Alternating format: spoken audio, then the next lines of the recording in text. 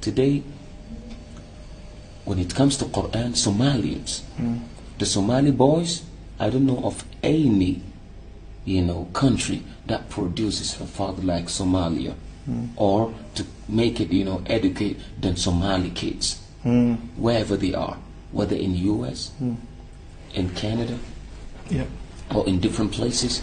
Why? Because, the reason is because Allah subhanahu wa ta'ala had blessed these people with Quran. And the reason why I really love Somalians, I love Somalians for 3 reasons. One, because of their love for Quran. 2, their love for Sunnah. Most of their teachers and scholars that graduated from Saudi or from different parts of the world, they took the science of Hadith, and that shows their love for Sunnah. And lastly, their love for hijab. Yes, subhanAllah. I call the Somali sisters the Marines of hijab. MashaAllah.